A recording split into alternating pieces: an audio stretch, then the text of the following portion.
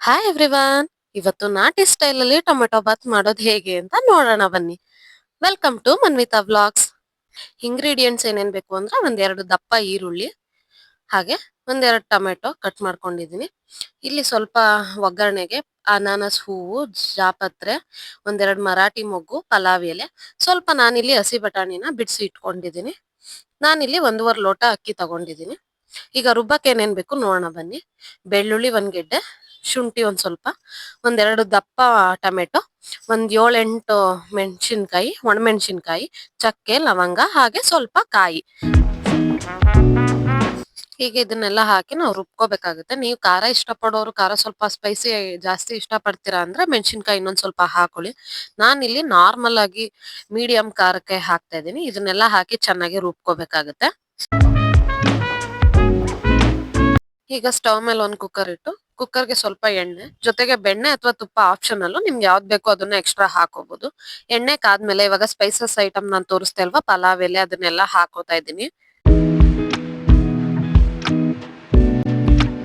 Next ಇದಕ್ಕೆ ಈರುಳ್ಳಿ ಹಾಕೋತಾ ಇದ್ದೀನಿ. ಈರುಳ್ಳಿನೂ ಕೂಡ ಚೆನ್ನಾಗಿ ಫ್ರೈ ಮಾಡ್ಕೋಬೇಕಾಗತ್ತೆ.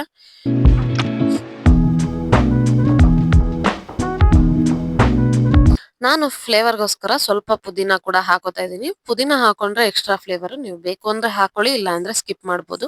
ಈಗ ಇದಕ್ಕೆ ಹಸಿ ಬಟಾಣಿ ಹಾಕೋತಾ ಇದ್ದೀನಿ. ಅದನ್ನು ಕೂಡ ಚೆನ್ನಾಗಿ ಫ್ರೈ ಮಾಡ್ಕೋಬೇಕು. ಅದು ಫ್ರೈ ಆದ್ಮೇಲೆ ಇವಾಗ ನಾವಾಗ್ಲೇ ಕಟ್ ಮಾಡಿ ಇಟ್ಕೊಂಡಿರುವಂತಹ ಟೊಮೆಟೊ ಹಾಕಿ ಅದನ್ನು ಕೂಡ ಫ್ರೈ ಮಾಡ್ಕೋಬೇಕಾಗತ್ತೆ.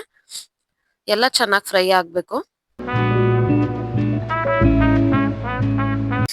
ಈಗ ಇದಕ್ಕೆ ರುಬ್ಬಿರೋ ಮಿಶ್ರಣ ಹಾಕೋಬೇಕು. ಇದನ್ನು ಕೂಡ ಅಷ್ಟೇ ನೀವು ಚೆನ್ನಾಗಿ ಫ್ರೈ ಮಾಡ್ಕೋಬೇಕು ಎಣ್ಣೆಲಿ. ಅದು ಹಸಿ ವಾಸನೆ ಹೋಗೋವರೆಗೂ ಅಂದ್ರೆ ಎಣ್ಣೆ ಬಿಟ್ಕೊಳ್ಳೋವರೆಗೂ ಫ್ರೈ ಮಾಡಿದ್ರೆ ಟೇಸ್ಟ್ ತುಂಬಾ ಚೆನ್ನಾಗಿರುತ್ತೆ. ನೋಡಿ ಇವಾಗ ಚೆನ್ನಾಗಿ ಫ್ರೈ ಆಗಿದೆ. ಈಗ ಫ್ರೈ ಆಗಿದೆ. ಈಗ ಇದಕ್ಕೆ ನಾನು ಸ್ವಲ್ಪ ಧನಿಯಾ ಪುಡಿ ಹಾಕೋತಾ ಇದ್ದೀನಿ. ಧನಿಯಾ ಪುಡಿ ಹಾಕೋದ್ರಿಂದ ಸ್ವಲ್ಪ ಟೇಸ್ಟ್ ಚೆನ್ನಾಗಿ ಬರುತ್ತೆ. ಹಾಗಾಗಿ ಈಗ ನಾನು 1.5 ಲೋಟ ಅಕ್ಕಿ ತಗೊಂಡಿದ್ದೀನಿ. ಅದಕ್ಕೆ ಇಲ್ಲಿ 3-3.25 ಲೋಟದಷ್ಟು ನೀರು ಹಾಕೋತಾ ಇದ್ದೀನಿ.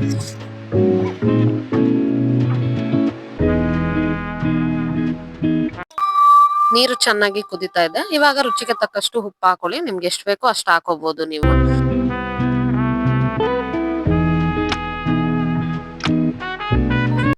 ಉಪ್ಪು ಹಾಕಿ ಒಂದ್ ಕುದಿ ಬಂದ್ಮೇಲೆ ಇವಾಗ ನಾನಿಲ್ಲಿ ತೊಳೆದು ನೆನ್ಸಿಟ್ಟಿರುವಂತ ಅಕ್ಕಿ ಹಾಕ್ತಾ ಇದ್ದೀನಿ.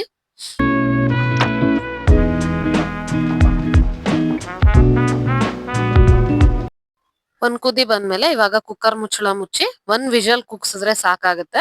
ಉದುದ್ರಾಗಿರೋ ಟೊಮೆಟೊ ಬಾತ್ ರೆಡಿ ಆಗುತ್ತೆ. ನೀವು 2 ಕೂಗಿಸ್ತೀವಿ ಅಂದ್ರೆ 2 ವಿಷಲ್ ಕೂಗಿಸ್ಬೋದು. ನಮ್ಮ ಮನೇಲಿ ನಾವು 1 ವಿಷಲ್ ಕೂಗ್ಸಿದ್ರೆ ಸಾಕು, ಹಾಗಾಗಿ 1 ವಿಷಲ್ ಕೂಗಿಸ್ತಾ ಇದ್ವಿ.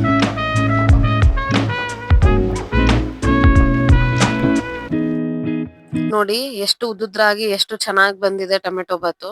ಈ ವೆದರ್ಗೆ, ಚಳಿಗೆ ಸಖತ್ತಾಗಿರುತ್ತೆ. ನೀವು ಕೂಡ ಟ್ರೈ ಮಾಡ್ತೀರಲ್ವಾ, ಇಷ್ಟು ಚೆನ್ನಾಗಿ ಬರುತ್ತೆ ಅಂದ್ಮೇಲೆ ತಪ್ಪನೆ ಒಂದ್ಸರಿ ಟ್ರೈ ಮಾಡಿ. ನಿಮ್ ಫ್ರೆಂಡ್ಸು ಫ್ಯಾಮಿಲಿಗೂ ಕೂಡ ವಿಡಿಯೋನ ಶೇರ್ ಮಾಡಿ. ಮೊಸರು ಬಜ್ಜಿ ಜೊತೆ ಕೂಡ ತಿನ್ಬೋದು, ತುಂಬಾ ಚೆನ್ನಾಗಿರುತ್ತೆ.